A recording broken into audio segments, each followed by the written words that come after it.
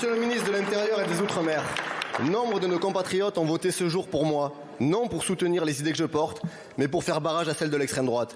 Voilà les mots prononcés par Emmanuel Macron au soir du second tour des élections présidentielles. Quel barrage! En réalité, il n'a jamais existé.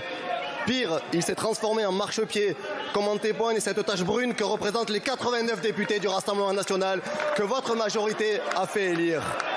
Avec Jupiter, les prétendus dix sont transformés en pont.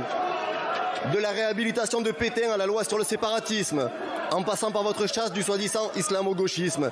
Vous n'avez cessé d'accumuler les gages à destination de l'extrême droite. Un jeu dangereux alors que les violences de l'ultra-droite se multiplient partout dans le pays. Quand on souffle sur des braises ardentes, les conséquences peuvent devenir dramatiques. Le 19 mars dernier, monsieur le ministre, un joueur de rugby, Federico Martin Aramburu, a été assassiné en plein Paris par des militants d'extrême droite. Vous avez été silencieux.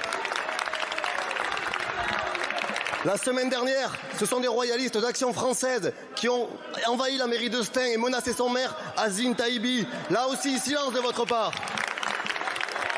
Ce week-end, une nouvelle étape a été franchie. Des groupuscules néo-nazis, issus de la dissolution de générations identitaires, ont manifesté à Rennes, Lyon et Paris, les amis de l'extrême droite, en poussant des cris racistes. Silence de votre part, monsieur le ministre.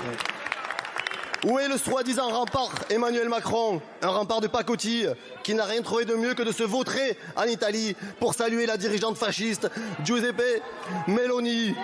C'est une tâche pour notre République.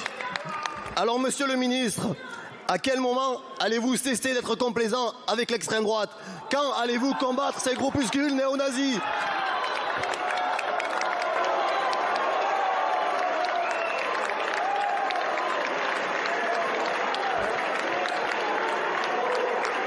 La parole